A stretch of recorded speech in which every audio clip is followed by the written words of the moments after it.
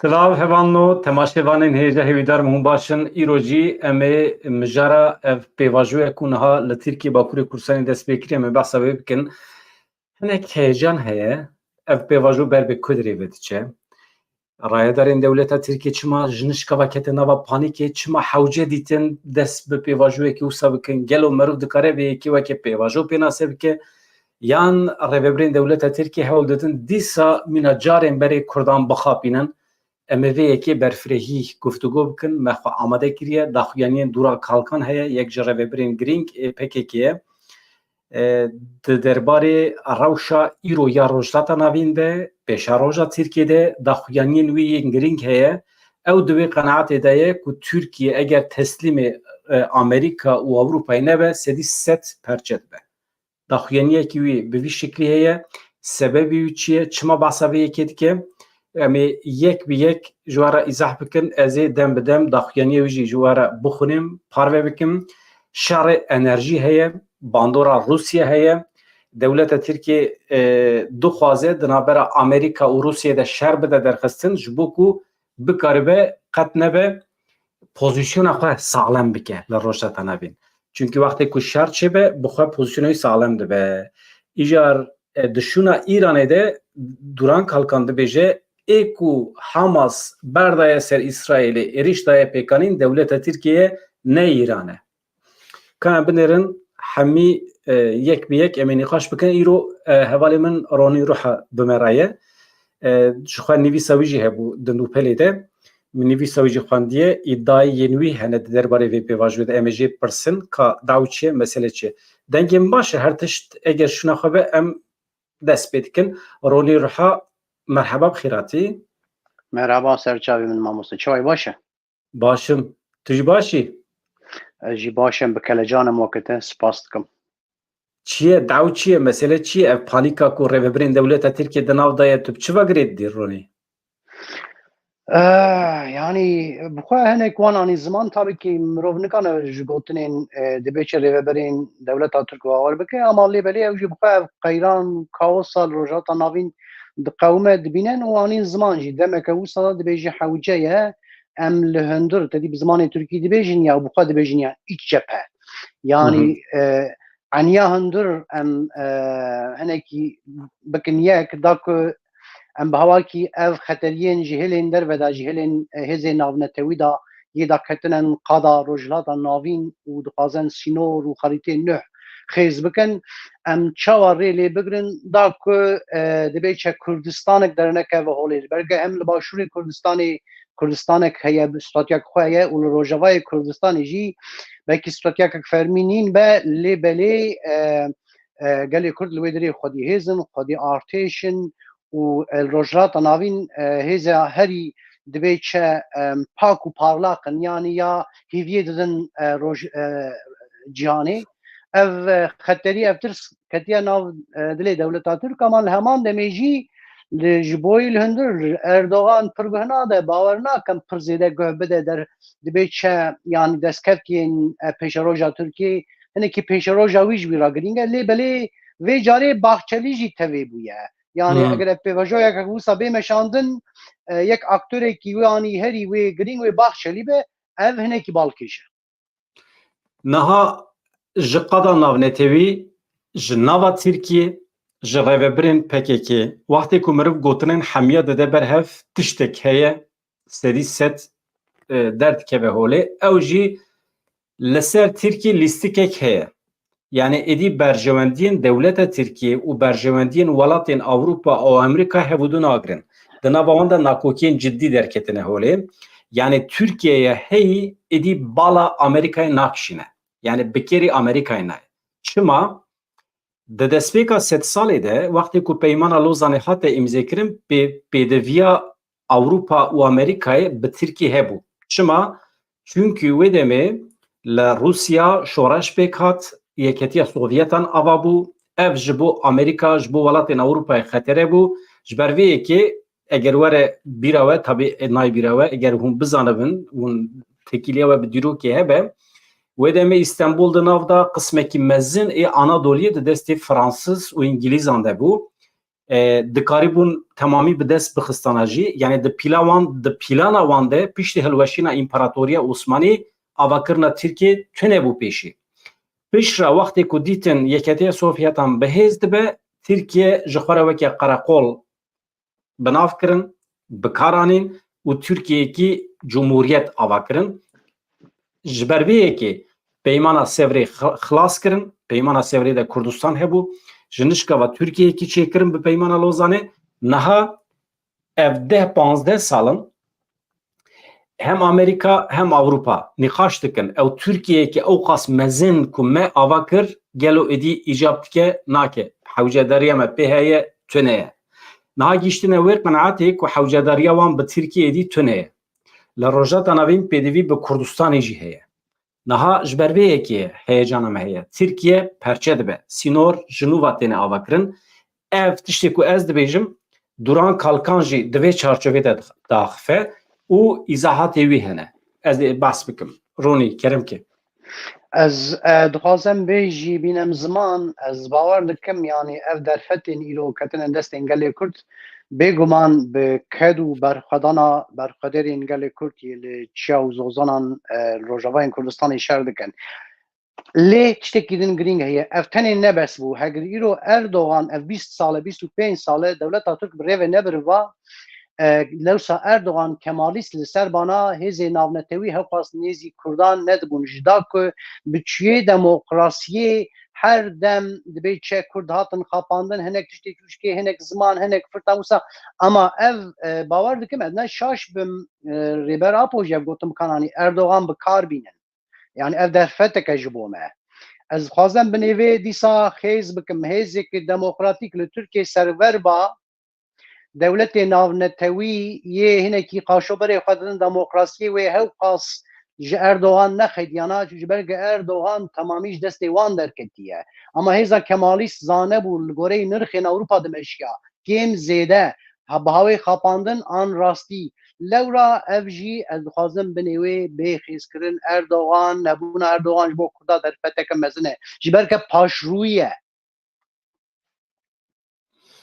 ama tiştekî jî heye Ronî Tayyip Erdoğan ji aliyê van hêzên ku miştera bas kirin Amerika û Ewropayê ve hatiye wezîfedar kirin ji bo xirabkirina Tirkiye yan Tayyip Erdoğan ji ber nezane cahîle nizane dewletê bi rêve bibe bê hemdê xwe dewleta Tirkiye xistiya rewşekê ew qasa xirab yani ev du rê hene ya bi zanebûn bi pîlan bi proje bi rêve dibe Tirkiye ber bê kendalekî ve dibe ku ev jî tabii ki çiqas Türkiye ber bê kendalê ve biçe bi qismekî ji bo faydan netewa Kurd e belkî niha di rewşa ku em tê dane krîz heye rewş xirab e belkî fayda milletê Kurd di xirabûna Tirkiye de vê gavê tune ama di pêşerojê de eger Tirkiye serûbin bibe xirab bibe rojata navîn serûbin bibe dizayinekê nû were çêkirin elbet demdirêj fayda Kurdan wê tê de çêbe ama demkin elbet fayda Kurdan tê de tune ye İja pirsa ku min qenaata te pirsî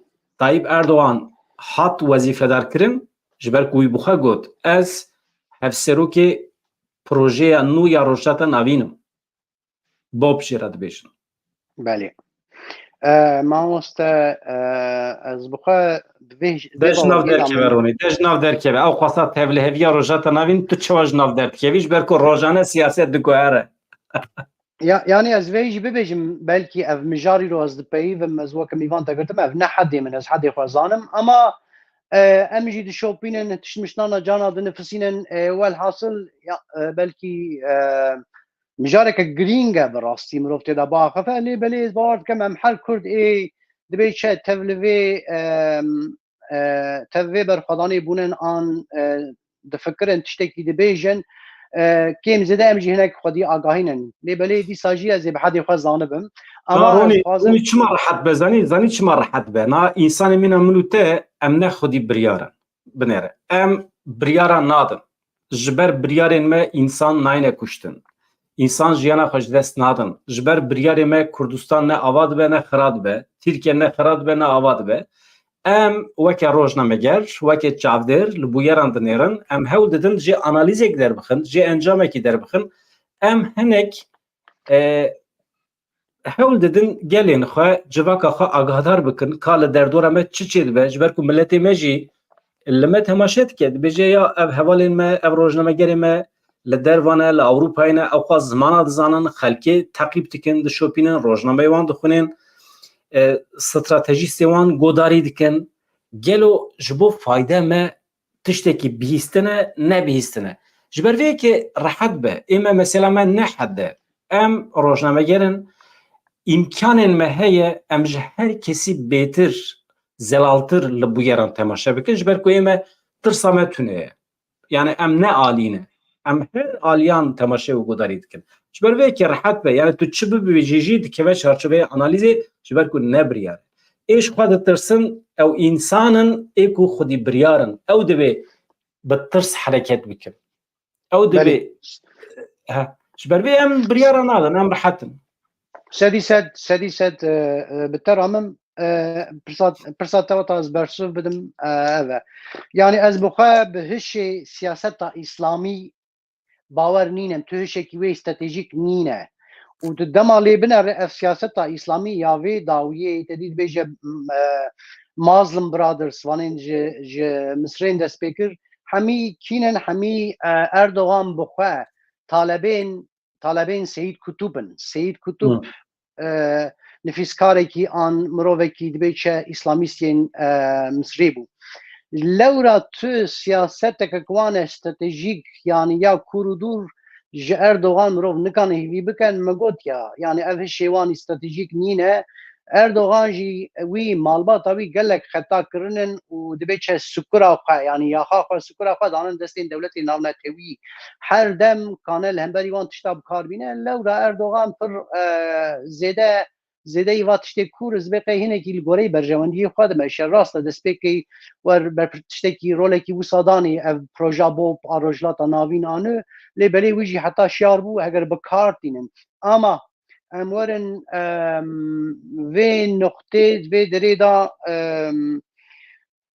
yani Bahçeli îro sewa çi bi Erdogan raye û sewa çi destpêda ev tedî artêşa dewleta Tirkiya bi qaşor nizanim çiqa rast dere û bi hêzên Fethullah Gülen ra tedî li hemberî Erdogan serî rakirin ew dibe çe ew tevger sekinan dîsa fermandarên artêşa Tirkiyeyê nêzîn mehepê bû bigotinan Bahçeli hat sekiran ji wê rojê vir da zaten heger tiştekî Erdogan bawekî hatiye girêdan mecbûr e hinekî gura vê hişê dewletê yê kûr bike lewra îro Bahçeli teviya bûye fakat ez bêqê li vê derê pirsa herî mezin Bahçeli xeteriyakê dibîne li ser rojhilata navîn pêl bi pêl yani te jî destpêkê anî ziman şerê cîhanê yê yekemîn da ev hêzên hatin rojhilata navîn û ev împaratoriya Osmanlî têk birin û li dilê ve dewleta Tirkiya îro bi navê xwe îro Tirkiye Cumhuriyeta Tirkiye ava kirin û Atatürk'ün dan ser ji bo berjewendiyê dewletên rojavayî bikaranîn û wê demê jî heman tişt dîsa bû yani tu weta dinare wê pêvajoya hewqa krîtîk da her hêzên rojhilata navîn yê xwe nêzî va hêzên hatin Osmanlı têk birin kirin bû xwedîn dewlet lê Kurd xaric ji berge Kurda wan jî bi Osmanlı ra ji bo ummeta Îslamê şer kirin û gotin em bi hêzên gawir ra naben dost hew em kanin li hemberî wan şer bikin êdin çekir Atatürk jî da ket Anatolya navîn hat çû Erzurumê bajarên Kurda hat sêva sê li wê derê kongre pê anîn û armanca esasê wan kongrena bi rêveberên Kurd ra bûn em hemî lê dinerin îro em dibînin dema dîrokê dixwînin li wê derê gelek Kurd pirên Kurda zaten ne hemî îkna kirin da ku em tev hev li hemberî va hêzana şer bikin dewletekê çêkin hûn jî birayê vê dewletê ne ama li wê derê çekir yana tiştekî wisa neba Kurda bi serê xwe wexta tev biger ya wê dîsa bivana xwedî hêz çûçik kêm zêde wê axek destê xwe da kontrol bikirana axek destê Kurda da wê rojê de heba îro wê reng bida hemî hêlên Kurdistanê û pirsgirêka Kurd nehat vê derê ev li û tevgera Bahçelî sed sal berê tîne bîra min ji berge ev hêzên hatin wê demê Osmanlı têk birin dîsa hatinin rojhilata navîn û mütefîk hevalbendê wanî herî nêz ê bawerî pê dibe gelê Kurd e. Em vê li Kurd bîne, em li Başûrê Kurdistanê dibîne, em Rojavayê Kurdistanê dibîne. Lewra ev tabii ki yani pêvajoyeka çareseriyê an aşîtiyê çêbibe nebe hîn nebelû. Ama gumanê me nahanin. Em li tiştê diqewime dinarin tiştekî wisa di pêşerojê da heye dibe dikele were ser sifrê. Gelo gelê Kurd, rêveberên Kurd yê dibe çe yani mahfêwan henin vê têda bipeyivin û biryarê bidin ji bo gelê Kurd ew ê çawa tevbigere. Ez vê qey pirsa herî mezin ev e. Ronî binêre daxuyaniya Duran Kalkan ez beşekî ji were bixwînim ji hevalara. Ez tenê beşekî dixwînim êdin jî di nava bernamê de ez ê bixwînim. Ew meseleya Türkiye perçe dibe bi çiva girê dide. Binêrin eger heval hazir bin dibêje yek ji hêzên ku Rusyayê teşwîq bike ku li hember Amerîkayê şer bike Tirkiyeye. Eger bi wî rengî bibe Türkiye wê xwe ewle bike. Yani eger Tirkiye karibe di navbera Amerîka û Rusyayê de şer bide derxistin di fikre ku ewlekariya xwe li ser piyan dihêle yani ew ê perçe nebe. Eger bi vî rengî bibe Türkiye xwe wê ewle bike. Eger şerekî Amerîka Rusya rû bide çawa ku dewleta Tirk xwe spa şerê Amerîka Sovyetan beriya sed salê wê demê çawa ku xwe ava kir niha jî dixwaze bi şerê di navbera Amerîka û Rusyayê xwe li ser piyan bihêle. Bi vî rengî eger çê bibe Tirkiye wê li ser piyan bimîne. Lê eger Amerika, Avrupa bi Rusya re li hev bikin ku li pêşiya bazirganiya wan li Rojhilatê Derya Spî li Akdenîzê nebe asteng wê demê dortê ser Tirkiye. Çünkü Türkiye li gorî menfaetên Avrupa û Amerîkayê tev nagere li Akdenîzê li Derya Spî. Ji ber vê eger Rusya bibe temam îşê me bi we û bazirganiya we û li Derya Spî tune ye wê serî set dor were Türkiye dibêje Duran Kalkan. Binêrin. Eger bi vî rengî be wê çi bibe? Operasyonên li ser Tirkiye di ser Qibrîsê re ew ê çê bikin. Wê ji Tirkiye bixwazin bi temamî teslîm bibe û ji wan re bibe xilam pêşî li bazirganiya wan a li Derya Spî negire. Eger bi vî rengî neke Tirkiye wê serî set perçe bibe. Plansaziya peymana Sevrê heye ew ê ji nû ve bixin dewrê li ser bingeha van peymanan wê Tirkiye perçe bikin dibêje Duran Kalkan. û tiştekî din jî bi bîr dixe Duran Kalkan yani devletê şiya dike ya me ji were gotibû dibê Rêzdar Öcalan jî beriya 20 sala ji were nivîsî bû gotibû pir caran çi gotibû em paragrafa ku ji pirtûka Rêzdar Öcalan girtiye parve dike dibêje yani Öcalan ji rayedarên dewleta Tirkiye re dibêje di nava hegemonya kapitalîstiya global da Türkiye tune ye. Lewma Tirkiye tenê di nava vê sistemê de bi sistemeke alternatîv ancak dikare hebûna xwe dewam bike. Ev jî eger Kurdistana azad çê bibe eger yan jî Tirkiye demokratîk bibe li rojhilata navîn pêşengiyê ji afirandina konfederalîzma demokratîk re bike ancak wê demê Tirkiye dikare hebûna xwe biparêze. Binêrin. Yani ez dibêjim qey hat fehm kirin. Ama li ser hukm desthilatariyê AKP MHP hebû, Devlet Bahçeli Tayyip Erdoğan hebû, xumarê lîstin, goh nedan gotinên Öcalan, xwespartin Rusyayê qismekî wan, qismekî xwe xwestin Rusya û Amerîkayê li hember hebû di sor bikin ji bo ku bikaribin xwe li ser piyan bigirin. Ama nizanibûn ku ev demborî ye. Sibê du sibê Rusya û Amerîka li hev bikin mala Tirkiye xira dibe perçe dibe. Ha tu yê bibêjî fayda Kurdan tê de heye em ê paşê devam bikin. Kerem Kerem. Min divê dirê de yani ev analiz pirê xwe hemî rast in ama divê dirê de yani Kurd yani perçebûna Tirkiye ji me re zirar e em li hemberî perçebûna Tirkiye'nin an em jî dixwazin Tirkiye perçe bibe. Vê tam yani min meqsed fehm nekir tam. Niha meqsed eger Tirkiye beriya 20 salan qebûl bikire ku amade ye li rojhilata navîn sistemeke konfederal ava bibe bi Türkiye eğer Kurd û Türk bikarbin li hev bikin hem Kurdistanekî azad hem konfederalizma rojata navîn wê demê Türk û Kurd eğer li hev bikin dikarîbûn rê li ber pêvajiyekê nû ya rojata navî ve bikin ev jî jiyanekî alternatîf e. Wê demê ne Rusya ne Amerika dikarin pêşî lê bigire. Ama Türkiye ev pêşniyazên Öcalan qebûl nekirin. Red kirin niha jî serê wan ketiye belayê mîna ku bibêjin ox çi xweş bû we li me guderî nekir aha serê we ket belayê. Êdî ev tespît mesele sedî behsa wê dike yani. ev tespît sedî sed rast e. Sedî sed rast e. Ev tespît rast e. Vê tespîtê tevlî dibim rast e. Ama mesele em çi dixwaze? Em dixwazin Türkiye perçe bivane bim. Re tam yani ev velhasıl yani mesele Ronî divê em bizanibin binêre. Di destê me de hêz û quwet tune ye. Em nikarin biryar bidin. Em ne diyar kerin. Ji ber vê yekê em ji encama rewşê ancak dikarin fayde bibînin.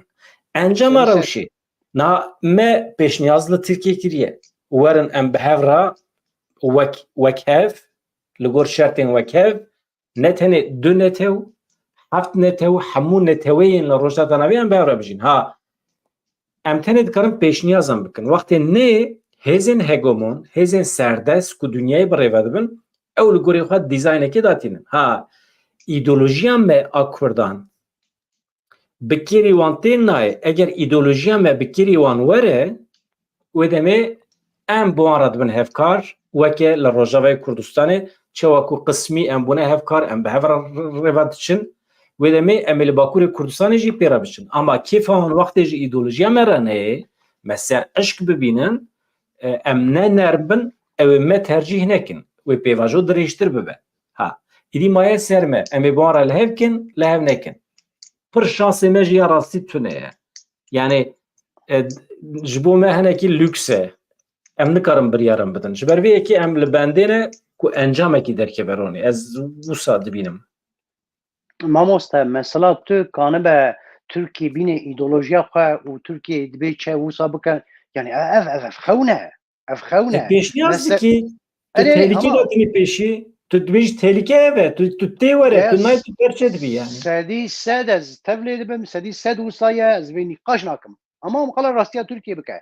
Ya mesela Türkiye yani Türkiye berdewamiya Osmanlı'ya Osmanlı'ya Fars û Türkarat yani ev bazar nabe. Mesele Türkiye ketiye tengî Kurd xwedî şans e rêberekî weke rêber Apo hîn li holê heye ew ancak kanibe li ser masê bi Türkara rûne nehêle Kurd dibê çe zêde xisarî bibîne divê ser masê dema werin ser masê. Şansê Kurdî herî heye ev e rêber Apo ye. Yana di Kurda da îro kanibe bi Tirkiye re bilîze vê lîstikê çareser bike Kurda bi hewakî bikin berpîsariya Kurda bikin hemberî Tirkiye kesekî kanibe bê ser masê û nê xapandin nîne bi Türkara. Ev tek şansê Kurd heye kî ye rêber Apo ye.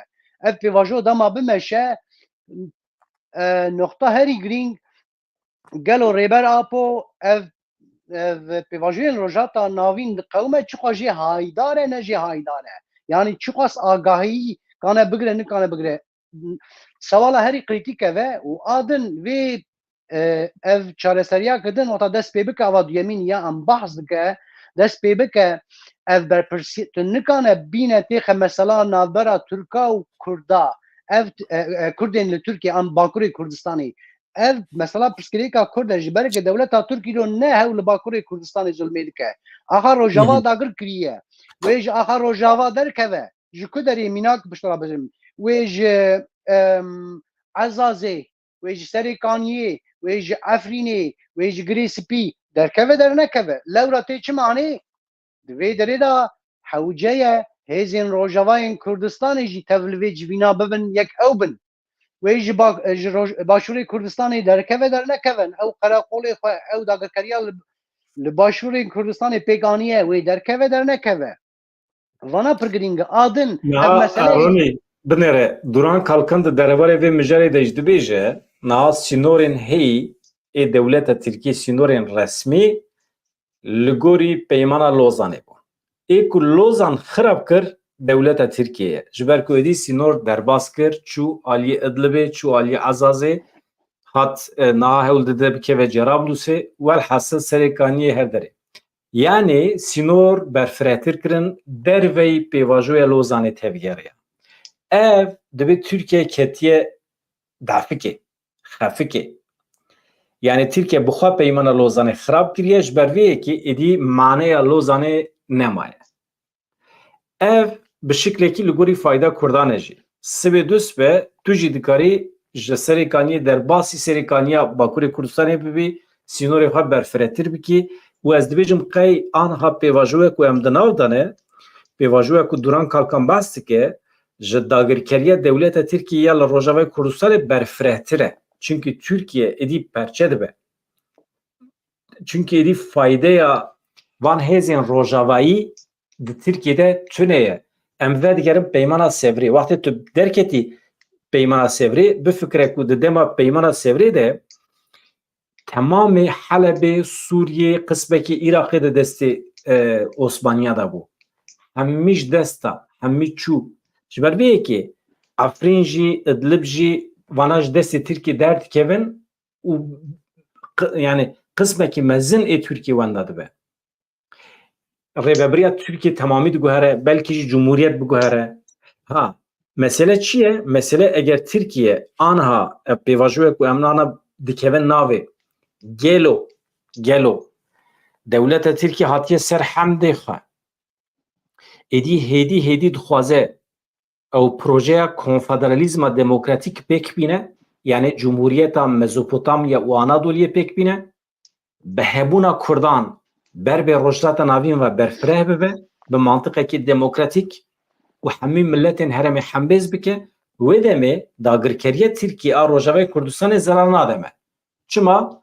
Çünkü sistemekî konfederal e, netewperestiya Tirkiye ji holê radibe. Hebûna Kurdan wê derdikeve holê. Yani Afrînê eger Kurd herin wê derê bi sistemekî demokratîk bijîn, mana wî tune ki destê Tirkiye'de ya destê Türkiye'den ne? Çünkü dibe konfederalizmekî demokratîk. Yani divê manêde em niha pêvajoyek ku em di nav dane. Tabii niha hevalê ku me temaşe dikin dibê vana xewn û xeyalan dibînin. Mesele ne xeyal e? Mesele di destê Türkiye'de êdî şans nemaye. Hatiye êdî heta ber dawî ya perçe dibe ya tune dibe ya jî mecbûr e vê sistemê pêk bîne bi Kurdan re lehev bike. Çara wî tune, yani çara wî hebe faşîst e, dijmin e, Kurdan tune dike, 7 sal hewl dide Kurdan tune bike ama pêk neanî. Pêk neanî. Mesele ne tek birine PKK'ye. Tunekirina Kurdan ama pêk neanî. Çi bikin? Te nekarî em tune bikin. Erê Mamoste Türkiye dixwaze dîsa pêk bîne. Türkiye ev xewnê xeyalê em xal dikin, Türkiye vana ne qebûl dike, ne şansî wî nemaye. Şansî wî nemaye. Xlas. Tamam. İşte şansî wî maye Kurd. Dixwaze gelo dîsa Kurd bikar bîne nîne. Kurd bîne hêla xwe li ser esasê bavakî Türkiye bûnê. Ama ev pirsgirêkê dî, pirsgirêka Kurd nekin pirsgirêka Türkiye bûnê ye. Pirsgirêka Kurd weke me gotiye rojhilata navîn kaosekî din diqewme. Şerê cîhanê sêyemîn li ber derî ye. Hêzên navnetewî da ketin li qada şer amadenin û lewra ew dixwaze vî şansê xwe dîsa bavakî Kurda bikar bînin. Kurd destê xwe ters lê xwe bibêje ev derfetê derketin holê ez naxwazim û ez birayê Türkim dixwazim bi Türka re bijîm. Türkiye şansê wê heye ev e dixwaze vê dîsa bikar bîne. Türkiye li berge yanî sibê çê were serê İranê hîn ne diyar e. Dema tiştek were serê İranê li wê derê wexta PKK ji holê rabe. Hêzên Kurd ji holê rabe.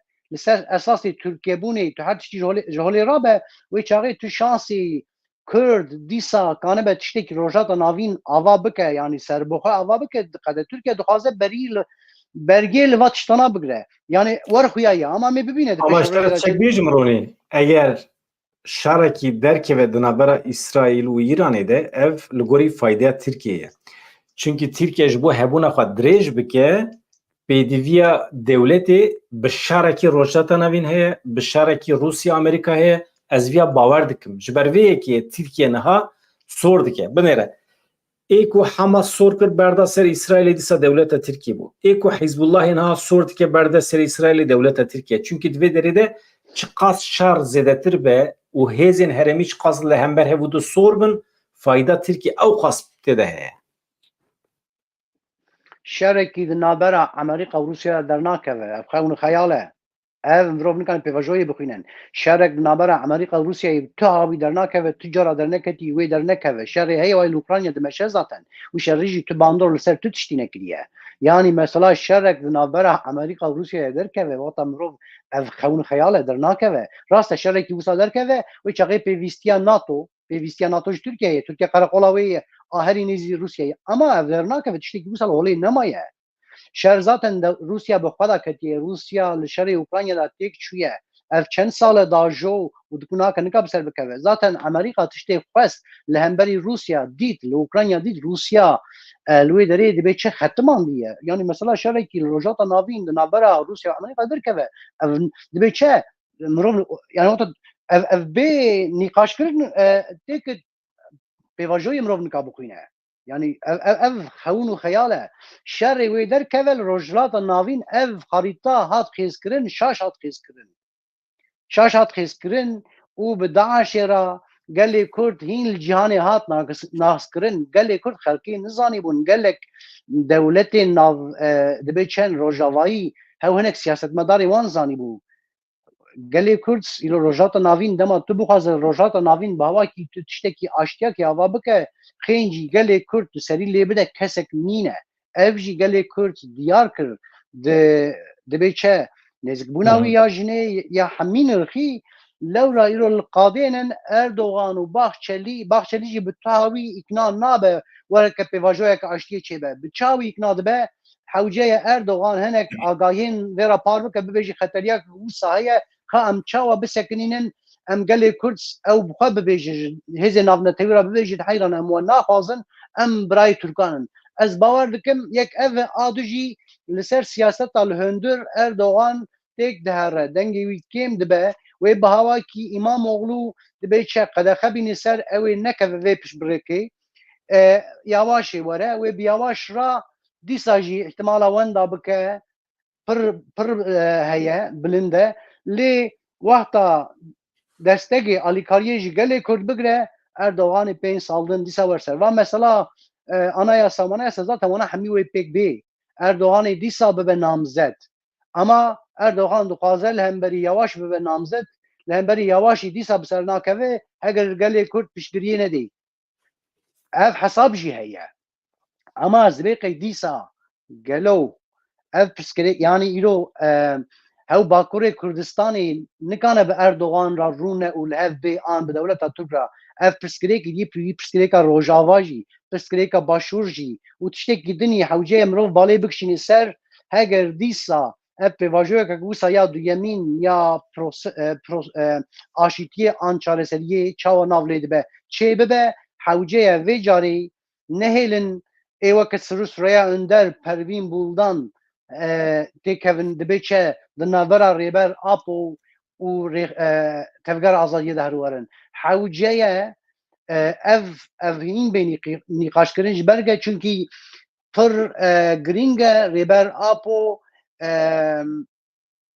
bi hawakî hîn saxlem agahiya bigire neke yani ev pirsgirêkê dî ne pirsgirêka dewleta Türk e pirsgirêka çareseriya gelê Kurd ji ber êdî bûye tiştekî a rojhilata navîn yani Başûrê Kurdistanê jî têda ye Rojavayê jî têda ye lê belê weke min dîsanî ziman şansê gelê Kurdî heye rêber Apo gelê Kurd pê bawer e ew ê li ser masê kanibe vê lîstikê bi dewleta Türk ra bilîze mesela heval dipirsin dibêjin şerê Çîn û Amerîka derkeve ez bawer dikim Rusya jî wê piştgirî bide Çînê wê demê şer mezin dibe ama di her halî de Tirkiye wê emrê xwe wê demê dirêjtir bike wextê ku şer derkeve emrê Tirkiye dirêj dibe ama eger şer çê nebe hevalekî ji vê derê pirsiye Rusya bi Amerîka re li hev bike li ser berjewendiyên Derya Spî Akdenizê wê demê halê Tirkiye xirabe. Çünkü naha enerjiya ku ji rojata navîn di Derya Spî de tê ser Xibrîsî derbasî Ewropayê dibe, ev projeyekî ye ku kêfa Tirkiye jê re nayê çünkü fayda Tirkiye tê de tune ye. Ji ber vê yekê Türkiye li dij derdikeve. Türkiye dixwaze hemî gaz û petrol û dewlemendiyên tiştên ku ji Asyayê derbasî Ewropayê dibe di ser Qaradenîzê re yani Derya Reş re derbas bibe. Mesele hinek ev e. İja tu bixwazî Ronî niha daxuyaniya İsraîlê heye têbîra hevala jî tabî Tayyip Erdogan zerezara wî bû digot İsraîl ve êrişê me bike çend kilometre me ê were mala me xirab bike helbikî İsraîl hevkiye 9 milyon nüfusa İsraîlê ye dewletekî nû ava biye û dewletekî mezin weke Tirkiye endama NATOyê çawa mümkün e ji Îsraîlê bitirse îja İsraîl jî niha daxuyanî daye bê netirsin dibe em qarşî ve nabin. İja daxuyanî pir ewcê ve ev çawa rûmeta Tirkan çawa naşkîne ev daxuyaniya Isaac Herzog dibêje planekî eskerî ya İsraîlê li dijî Tirkiye tune ye netirsin dibe em nayên cem we şerê me dibe niha hinekî li derva ye. Serokê İsraîlê got ez dixwazim bibêjim ku tu carî planekî eskerî ya İsraîlê li dijî Tirkiye nebiye. Serokkomarê Tirkiye Recep Tayyip Erdogan beyan kiribû ku İsraîl ve piştî Filîstîn û Liblanê êrişê Tirkiye bike.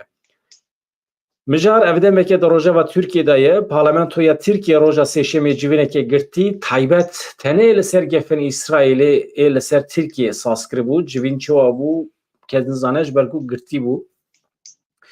Serokê İsraîlê Isaac Herzog bi nûner serokên rêxistinên cihûyan ên li Amerîkayê re civiya li ser gotina Tayyip Erdogan garantî da Tirkiye. Çi got ez dixwazim eşkere bibêjim tu carî planeke me ya li dijî Tirkiye aşar tune ye. Milletê Tirk jî rêzeke mezin li xelkê İsraîlê digre di navbera gelan de peywendiyên me tekiliyên me ê digihêjin salên dûr û dirêj heye netirsin dibêj. Yani dime zor ama tenê li Kurda dibe ev însanana tenê zor ama li Kurda dibe. Mamoste yani tabii ki bir boy devletek ki Türkiye tedidi bejem heze NATO yedi yemine nizamçı yani gelek ev goten Rumê tamam telis hatiye listin rastî ev daxuyaniya Isaac Herzog libeli devleta Türk ketiye ve astı ha ev meseleye mesela ki asla devleta Türk hatiye Erdoğan navabi süpen sala devleta Türk aniye çi astı diyare ve daxuyaniya İsrail diyare adın civak tekçüye civaka Türkiye ona şopin demin davyi veken demin Osmanlı yin demin davyi çava tekçü bu hındır da yani jihela moral da jihela ahlak da jihela ekonomi da jihela her şey da civak tekçüye Türkiye belki şandını ye ama tamam. veji Çi alaka Rûniyet pirsek stratejik işte bikim tekçûna civakê redzîbûna ku di nava civakê de îro heye çi alaka wî bi siyaseta me ye îro heye alaka heye tamam bêje yani ev gel idi dibe çe nay parastin jintên kuştin zaroktên kuştin jihela ekonomiye da yani gel her xwe dikujin be nêzî gelek hejmiyarek mezin yên xelkên Erebî ne belûye kiye do teve Hamasê bû tev Daişê bû îro tev Hamasê ye sibê çil Tirkiye bibe ne diyare yani her tiş tev li hev bûye Türkiye dibe çe yani بعينك خرد لتركيا كيف تركيا ناف خدا هالكشة تركيا هاتية 7 سال بري شاوا عثمان هاتبو وي وقتي وتدي دبين شا جرا دغوتن زلامي نخش حستا آدم زلامي نخش تركيا بويا يرو اردوغان بويا زلامي نخش او دولت اقل برل كشاندريه اما از ويد خازم ماموسته هنكي ديار بكم بلكي دا كشاش نفهم كرن yani ez nekil hem berî pêvajoya ke aşîtiyê dema pêk bê di navbera rêber ap û tevgera azadiyê û dewleta Türk de ne hem berim ez ne hem berim ama hewceye weke cara din mirov ji vê jê îdî îmînat bigire ji ber ku îdî ev pêvajoya wê demê îro ji hev gelek cuda ye çunkî xeterî li ser Tirkiye heye wê demê xeterî hewqal ser Tirkiye nîn bû ایرو خطریاک مزن سر ترکیه هی ترکیه هلدکشه تشتکی دیجی بیرات بخم يعني دما اف شر 2015 یه تدی سوریه و جزیره و نسبین کردستان هات الکشاندن دولت ترک تیارین خواه جت خورانه کرو پیشر نکرن لعفرین پربو مسئله تانکن آلمان ایرو جهیلان دولت ناونتویدان یین ناونتویدا ایدی کسک پر سلاحان نافروشی ترکی جبرگ بو نقاشک مزن که الهمبری کردان شر دکه الهمبری کردان پیک اینه کردان قتل دکه ارتشا ترک ایرو نکانه جتا بگره ج امریکا دکو نا که جت دستی وان دا هنه نکانه ودمي اف توريته اف گوتنين دوران خلقان بشراستك يعني اوجي دوي قناعتي ده مثلا çima mühime mesela hatta nahar revebirin peki çit gotin ya devleta Türk ba Amerika be devleta Türkiye'ye endamı NATO'ya erişe sermetken hammi erişemetken mesela cara yekeme revebireki peki dibece dinabera devleta Türkiye ve Amerika'da nakoki derketine edi Amerika Türkiye jiçav derxistiye çünkü Türkiye ile hember berjevandi van edi biye astenk biye bar mesela ev tespiteki geleki gringe ez dibinem و از تشتکی دیجی بینیم بیرته گوتنه کو پرسا کو مگاوا دن شتکر رزیبونا دناوا جواکی ده اف خرابیه کو نها تبلیهویه کو دناوا جواکی ده چی دبه تو راست بیجی از تشتکی گوتنا تزیده بکم دشبه دسپیکا 7 ساله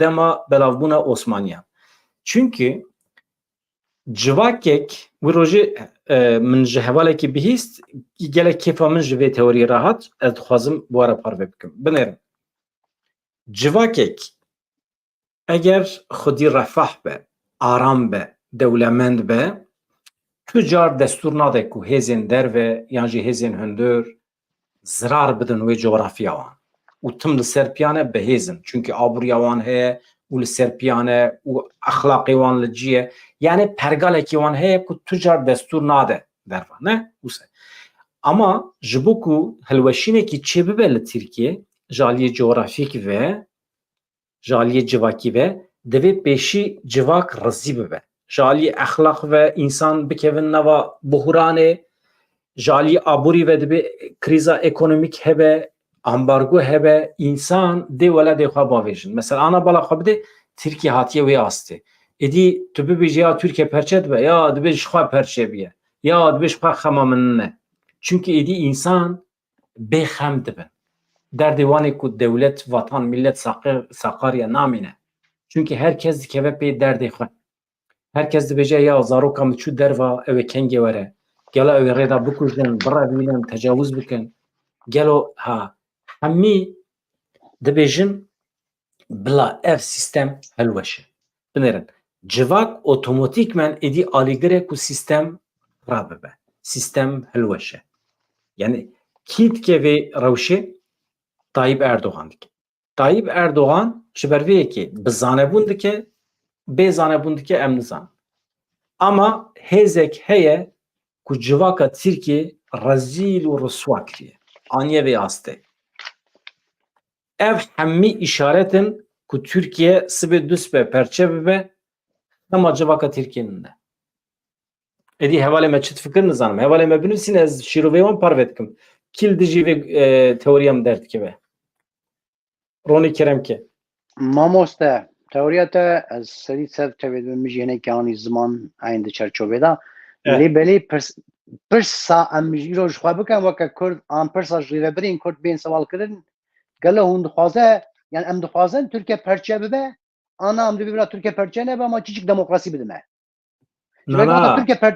تورکیا پەرچە ببە ئەو تشتێ ئەم دخوازن ئەمێ هین مەزن بگرن mesele ez dibê gelê Kurd yani sewala herî em îroj xwe sewal bike Tirkiye têk here perçe bibe û bi hawakî yanî em gelê Kurd navxwe da îtifaqekekê çêke û ev destkeftiyên hatinin ber derî em çawa bigirin vê carê sed sal berê kal û bavê me negirt îro ev derfe derketinin em çawa bigirin ama tiştekî dijî heye dewleta Türk mezin e xurte ev gerek vê jî em ji ber çav nedin alî yani derfetekî aşîtiyê waxta derkete be holê hewceye bi karbê و سدی سد جی zaten ve hele da jî gelê Kurd em herkes bi rêber apo bi rêzdar Öcalan bawerin ji ber ke mirovekî rêberekî zîrek e. Ez bixwe bawerim û wê xweş bikarbîne ama di vê derê da tiştê herî girîng ev car gerek wek cara berê nebe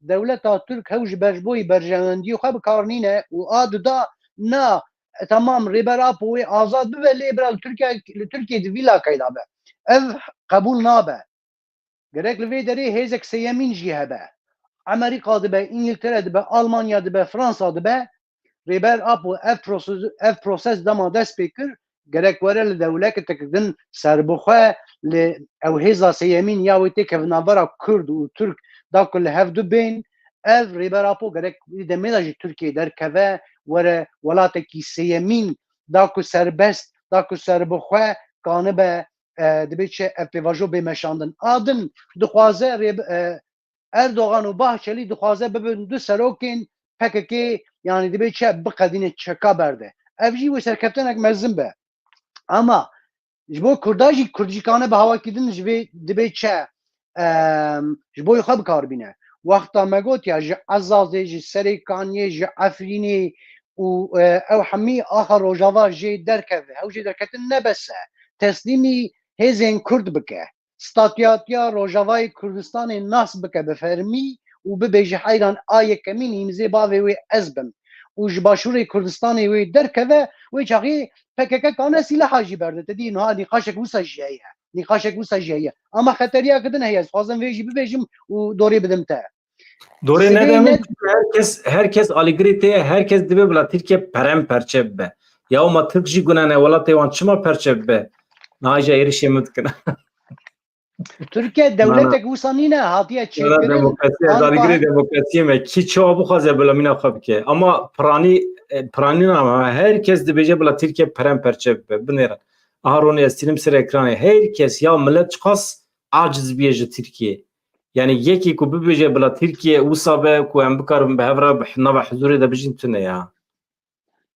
yani ev Kurdê xwe bixapînin tu dema dewleta Türk yani ev tedî dibe çi hêza yani ewa Kemalîstan ava kiriye serwer be mesela weke Kurdekî tu nav da nehele û tu serbixwe û azad weke şexsiyetek Kurd bijî nîne ev derfet li olê nîne lewra ev şansekî jî yani mirov nikane bêje bila Tirkiye perçe bibe em vê re aşîtiye neke na tu ji bo pêşerojê yani weta Kurd bi hawakî dibe çi yani aqilekî xwe netewî stratejîk têxe dewrê û li ser vî esasî li ser vî esasî bi dewleta Türk ra rûne û çî bike derfetekî gelekî mezin e dîsa ez bibêjim şansê Kurdî heye rêber apo bi rêz Öcalan li holê heye ji ber ku ê bi dewleta Türk ra nêxapandin û li ber xwe bide ew e dewleta Türk wexta rêber apo bi rêz Öcalan bixapanda kanîva banya xeta xwe niha zû da ve ev proses pê hatiba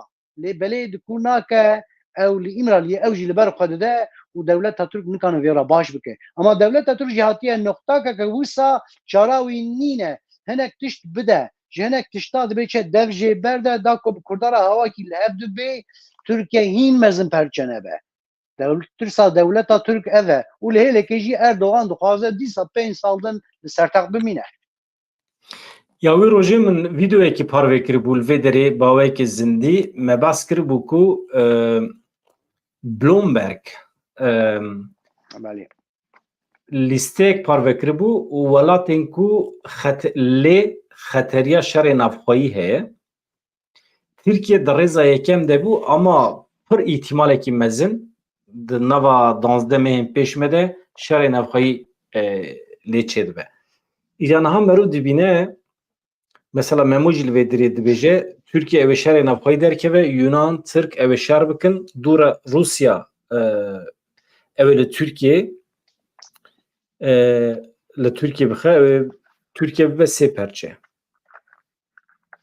vê carê mamoste destê îro sibê wexta ev proses ev pêvajoya çareseriyê anaşîtî pêk bê Kurd pir xwedî hêze yani li ser masê Kurd pir xwedî hêze ji ber ge êdî ne weke cara berê ye yani him gelê Kurd dibîne Tirkiye hatiye çirewşê ji hêla Megotiya civakî de hatiye rizandin hêla ekonomî de finansî de û heman demê ev xeteriya rojhilata navîn ya ki dewam dike û Rojavayê Kurdistanê îro ji bo pêşroja Kurd bûye sîgortekeke herî xurt girîn.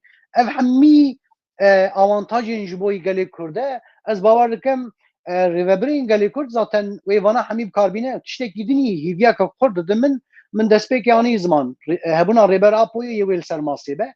Adin çi ye?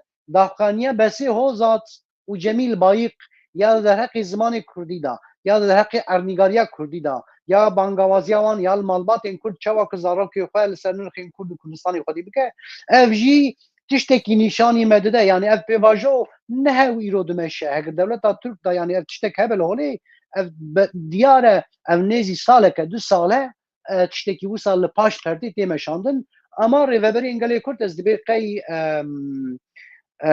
vê carê weke cara din nêz nabin. Ama dîsa belkî em nêz da bername wê dawî bibe ev tiştekî hewceya teslîmê HDP demê nebe. Sirri Süreyya Önder û Pervîn Buldan têda qeymaxê wê nexwin. Ev kînin. Rêxistina tevgera azadiyê Ronê tu çima firqî xînabera wekîlên Dem Partiyê? Ya heyran nama viya gotine. Yani tabii çima navan dedî, çima insana deşifre dikî? Pirsgirêka Kurd na Sirri Süreyya Önder û Pervîn Çima li Buldan dijî îrada milletê Kurd derdikevî. Milletê Kurd dengê xwedaya wan tu çima rêz nagirî ji wan re? ew ne îrada gelê Kurd e Pervîn Buldan kî îrada gelê Kurd be Sirri Süreyya Önder kî îrada gelê Kurd be wisa Millet dengê xweda wan. Ê dilçayên Kurdistanê çel sal e berxwe dide xwîdanê dirjînin û can didin îrada gelê Kurd ew ev qebûl nabe.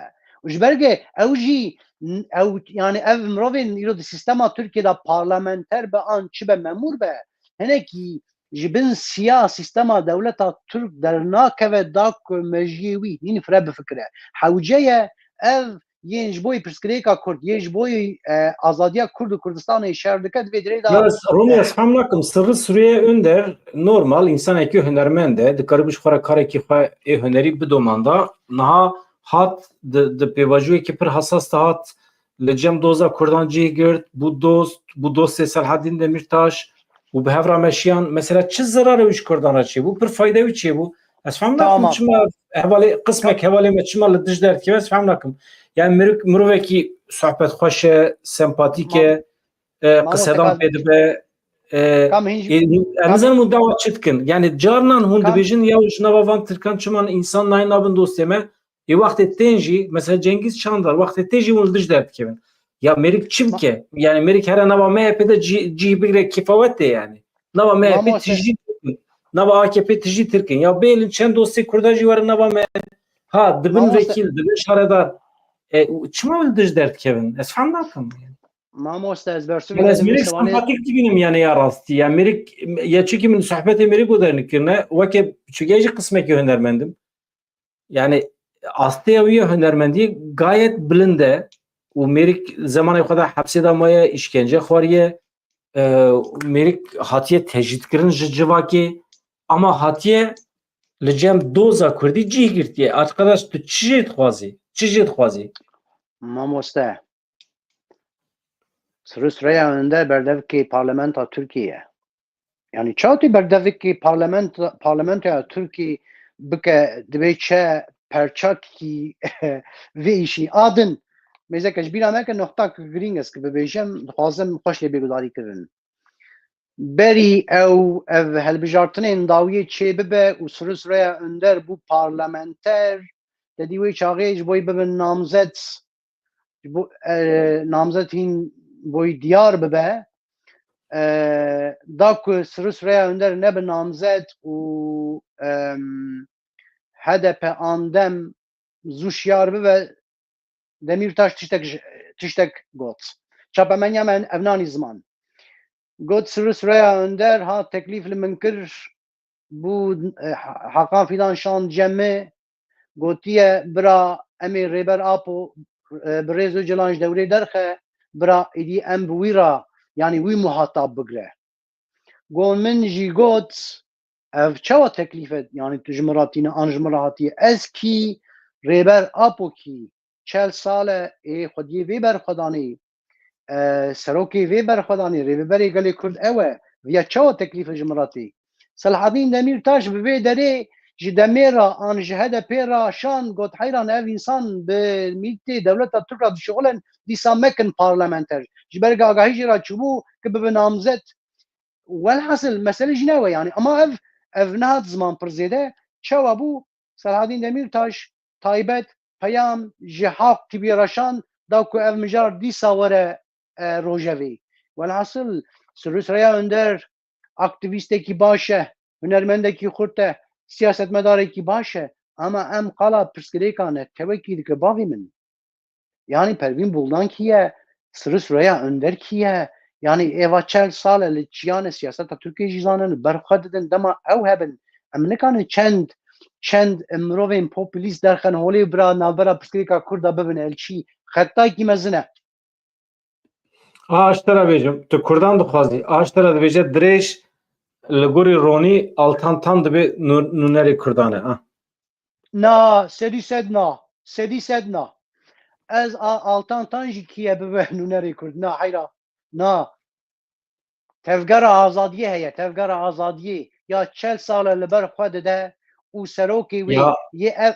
ronî di siyaseta Tirkiyeyê Kurd nikarin mesela niha rastiyekî heye tevgera azadiyê temamî ji serê çî pêk nayê kî tevgera azadiyê de em hene rojnameger hene meclis heye siyaseta legal a Tirkiye heye rojava heye pir berfirê heye yani çima tu her tiştî çi bi çiyê vegirê dibî herkes li gorî xwe erka wî wezîfa wî cuda ye di nava vê tevgera azadiyê de tevgera azadiyê 15-20 milyon însan tê de nava hereketê de ne şivanekî jî ferdekî tevgera azadiyê ye dayîkekî jî ama xortekî Tirk were di nava te de cih bigire sînemevan be akademisyen be hunermend be û eger gotin zanibe bike û eger ehlê vê îşê be merû dikare bike wekîl jî ama merû îjab nake merû axwasan netewperest be û tenê Orhan Miroğlu'ya hilbijêre Orhan Miroğlu Kurd be çi Kurd nebe çi yani tu çima illah tu bi Kurdan vegirî dî mesele ez wî fehm nakim yani mesela Ronî bi seştira tiştek bêjim mesela tu qasî ku ez zanim tu însanekî eleqa te bi şerîetê tune ye me niha tu însanekî sekûlerî însanekî modernî li ser hişê xwe baweriye te bi ya tu materyalîstî ne îdealîstî ya ser hişê xwe îş xwe mala te hebe zarok zêçê te hebe jina te hebe û em cîranekî pêşniyazê te bikin tu dixwazî Kurdekî dîncî yani olperest tamamen şeriatê ferz dike li ser taxa te tu Kurd be ama û Kurdistanê jî bixwaze ama Kurdistaneke li gorî xwe dixwaze tu wî camerî dixwazî yan tu însanekî Tirk ama modern demokrat li ser hişê xwe ji alî îdeolojîk ve wekê te difikire alî exlaqî ve wekê te difikire û bi çavekî xirab li jina te nanêre bi çavekî hûrî li jina te zarokê te nanêre tu wî jî narê xwe dixwazî bi Xwedê ez ê Tirk dixwazim yani mamoste tabii ki yani ez dikarim pir rehetî pê re bijîm yani çi eleqa wî wextê ku ez behsa vê meselê dikim ev nayê maneyê ku heqê Kurdan ên netewî tune be dewletê Kurdistanî tune be ez behsa wî nakim weke her millet eger pêvajoya îro dewletbûn dixwaze Kurd jî li gorî wî dans dikin dikevin dansê dikevin dîlanê Kurd jî li gorî wî heqê xwe bi dest dixin yani ama eger sistemekî dünyayê de konfederalizm derkeve pêş em ê jî li gorî wî bikevin dîlanê li gorî wî hereket bikin ama alî mantıkta ez fehm nakim çima însan insan dixwazin çünkü çima nabin dünyevî ez ana li Ewropayê dijîm cîranê me Ewropî ne pir xweş e Ez zanim çavê wan nel malê min e, ez zanim ereba xwe teslimê wan dikim, ez zanim deriyê xwe vekirî bêlim, kes nayê dizî nake, pir xweş e, rehet e. Merû jê pişrast e. Ama li ortak gundê Kurdistanê merûv ji cîranê xwe Kurd ne pişrast e ya. Mamoste mafê Dehere gotinê gundê Tavşan Tepe pişrast be ronê. Dehere ji bavê narînê û apê nizanim Sulala narînê pişrast be. Te hemî Kurdin li te bimbarek be hadi. Mamoste vana tiştê gelek lokal tu dijmira dibêje. Zanîn çawa? Ya çi bêjim işte. Erê tamam kaşlar bêjim. Em xwedem qala pirsgirêka Kurd dikim ez qala cîrantiyê nakim ama tabii ki cîrantiyê ez ê qala kî baş be, kî xwedî ahlak be, kî ji cîhana nû tê gihaye Zora te çi gotinê min ronê?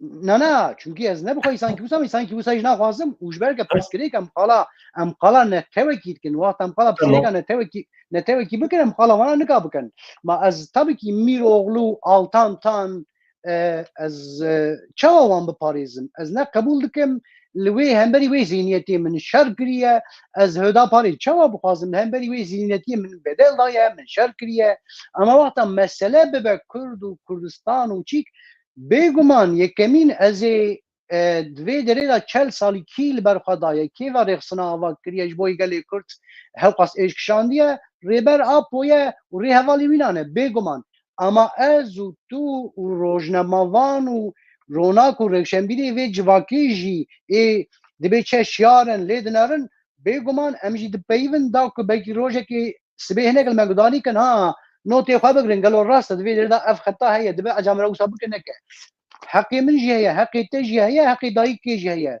Tavşan Tepe û mesela pirsgirêka Kurd em nikarin bînin berhev adin mesela min ma derdê min Ez bahsa zihniyetê dikim.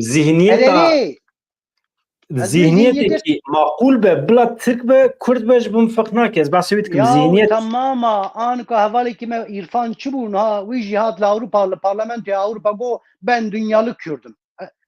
Ya ma wata wê çavê dev werem Kurdî nepeyvin dev pirsgirêka Kurd berdin werem qala vat tiştana nekin em qala ji xwe re xweşikbûna cîhanê bikin. Wata ez ê bim dünyalık Kurd ez vê mijarê napeyivim. Ez ne dünyalı Kürdim. Ez Kurdekî ji Kurdistanê min pirsgirêka Kurdî ya 100 salî rojhilata navîn di vê oxirê de hezar can min danin an xelkê min danin em îro qala vê pirsgirêkê bikin ez qala romantîzmê nika bikim. Romantîzmê ez ê sibê Hayat dibêje mîvanê te rast daxwe qariş nebe dibe. lewra yani em gerek dibe çe tişta ji hev du cihê bikin yani ev pirsgirêk ev tiştekî dine yana mijar negirê dayê heve ma dibe çe ez bixwe ji geleka haftinê wî hez kim Suriyan der ama Suriyan der em nikanin divê mesela hewqas kritik da kine tewa 5 milyonî diyar bike û Pervîn Buldan em nikanin bikim elçî gerek carek din nebin elçî bu elçî vê carê gerek nebin elçî da ku çünkü rêber Apo jî agahî pir kêm diyêne yan pirsgirêka îro Kurda herî mezin yani agahî rast biyêne çawa agahî dema dibe çe ji ciyê xwe derkeve heta biyê wê derê çi qas xwar nebû biyê ev pir mesele ye lewra heta em qala prosesekê dikin ma em dibêjin PKK û Tirkiyeke li hev bê em dibêjin Türk û Kurd ki navbera xwe de masakê çêkin û ji bo aşîtiyakê ava bike em dibêjin ne me negotî PKK û Tirkiyeke li hev bê ne wexta heger mesele ne PKK û Tirkiye be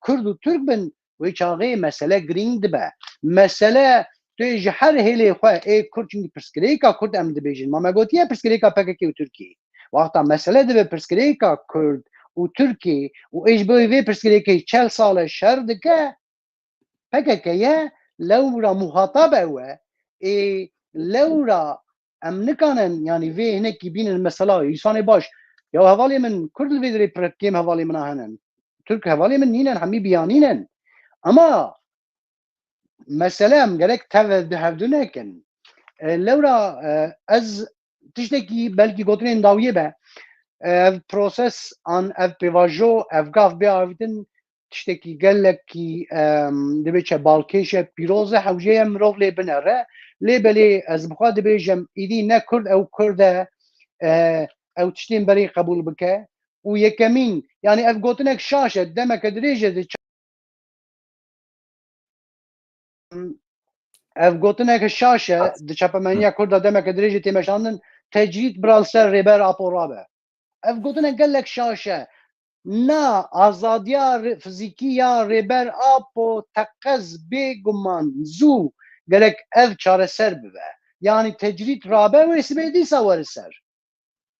Ev ne?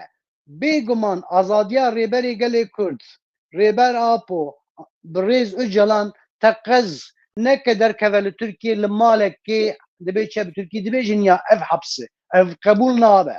Serbixwe wê were Avrupa li cem gelê xwe an Rojavayê Kurdistanê an li welatekî din. Yani rêber apo ji Tirkiye gerek bê derxistin çawa dibe. Dixwazim vê derî tiştekî gelekî ez zêşandim wan demên berê ez bibînim ziman keça min ji min sewal kir bavê min rêber apo çima li hevsê daye. Min hinekî jê re îzah kir. Çima nikarin hûn çima nikarin Kurd çima nikarin ji hevsê derxin. Porê min tîk bû.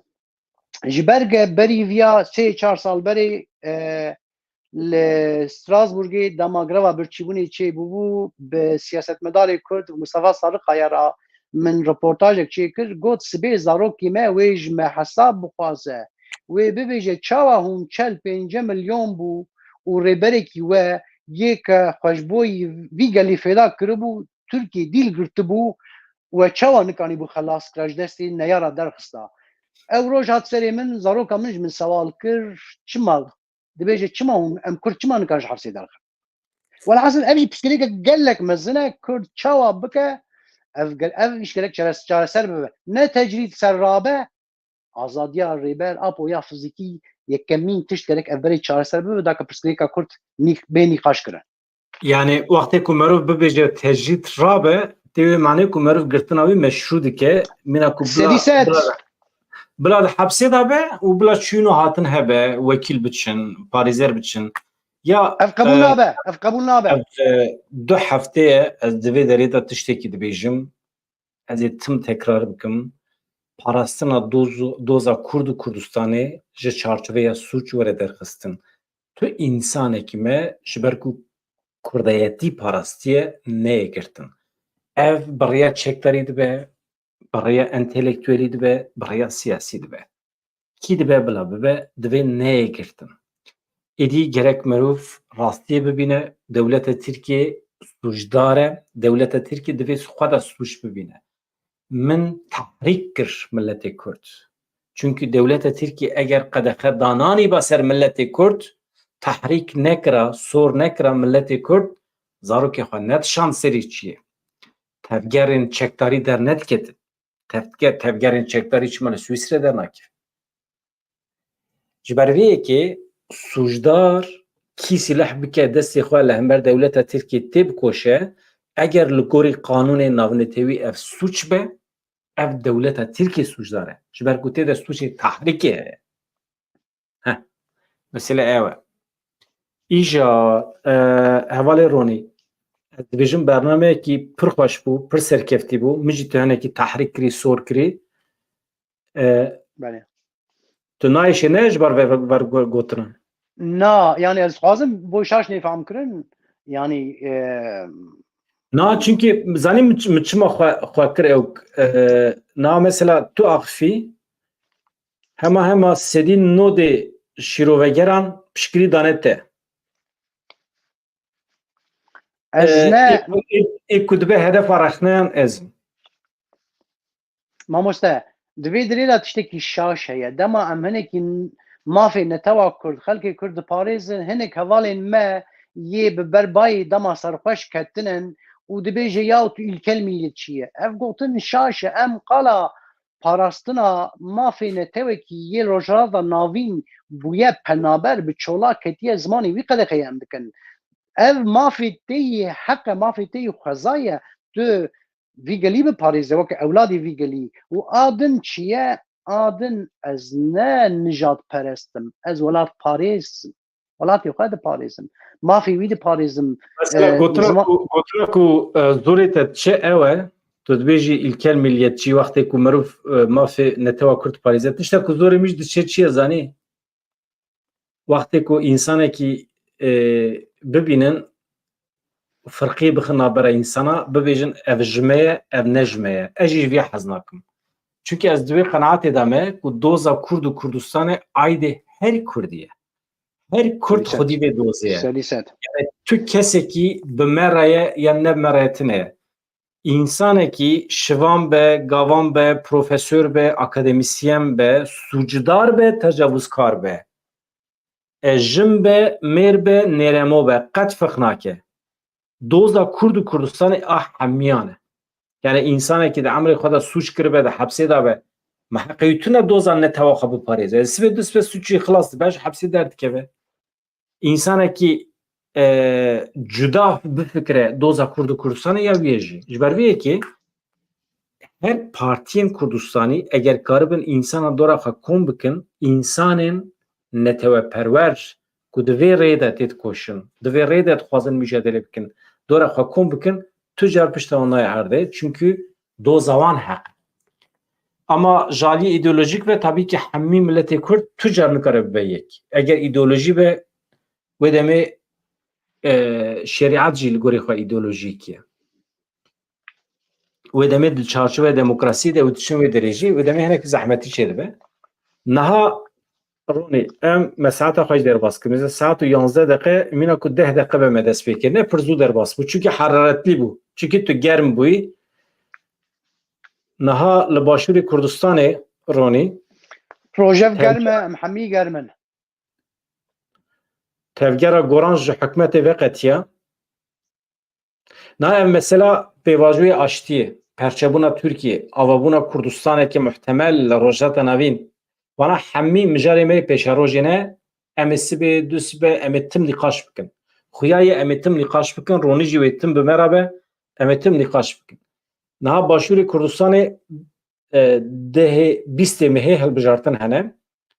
Di vê çarçovede hikûmeta goran ji hikûmetê vekişiya partiya goran, çima vekişiye ez hema tevgera goran diyar kir ku ew ê ji hikûmeta Herêma Kurdistanê û bi rêveberiya xwecihî vekişiyane Wezîrê Aboriyê hikûmeta Kurdistanê Awad Şêx Cenab ew jî endamê tevgera goran bû îstifa kir. Ji ber pirsên goran Dana Ehmed Mecîd peyamek vîdeoyî belav kir da zanîn wan biryar daye hem ji hikûmeta Herêma Kurdistanê hem bi rêveberiyên xwecihî vekişin. Wezareta Darayî, Wezareta Kar û Karûbarên Civakî, Wezareta avdenkirin yani ya pişesazî, Wezareta nav hemî aynî wezarete, Wezareta avdenkirin, pişesazî, bazirganî pişkên tevgera goran hene. Yani tevgera goran di navê hikûmetê de van wezîfeyan bi rêve dibir. Her wiha di postê alîkarê Serokê Herêma Kurdistanê de jî cih digirt. Ew jî destê wan de bû. Parêzgeriya Süleymaniyê di destê tevgera goran de bû. Ya çiqas wezîfe destê wan de ne? Parêzgerê yani Waliyê Silêmaniyê Doktor Heval Ebûbekir endamê tevgera goran bû. Hemiyan îstifa kiriye ji hikûmetê vekişiyane aştira.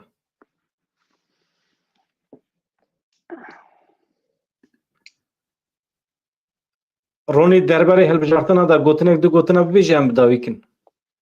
Mamoste li wê derê de bi rastî tu gotinê min îne li wê derê pêvajoyek tê me şandin Berzanî nikarin Başûrê Kurdistanê bi rêve bibe tu hîvî nade gelê Kurd û ez bawer dikim yani hewce ye dema ev prosesa aşîtiyê an pêvajoya çareseriyê li bi navbera rêber Apo û Tirkiye re pêk bê hewce ye ji her perçeyên Kurdistanê jî siyasetmedar tev lê bibin ew jî dibe çek gudar bikin ji ber ku em qala çareseriya pirsgirêka Kurd dikin.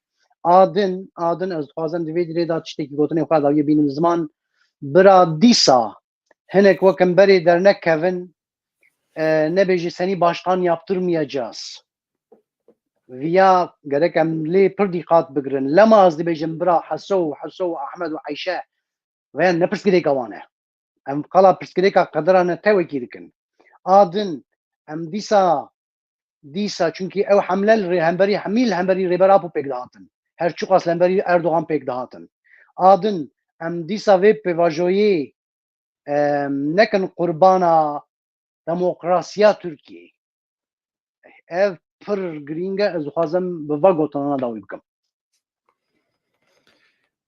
Baş e mala te ava û ez ê jî te neynim jêr ez ê jî hema çünkü me behevra bername da dest pêkirin û em behevra jî bidawî bikin. Eger imkanê te çî bû tu li ser ekranê peyamên hevalan dikarî bixwînî çünkü me hemî anî ser ne hemî qismekî ku me eleqedar dike me anî ser ekranê jî tiştekî wisa awarte tune be ez xatir ji hevala bixwazim û em bername bidawî bikin.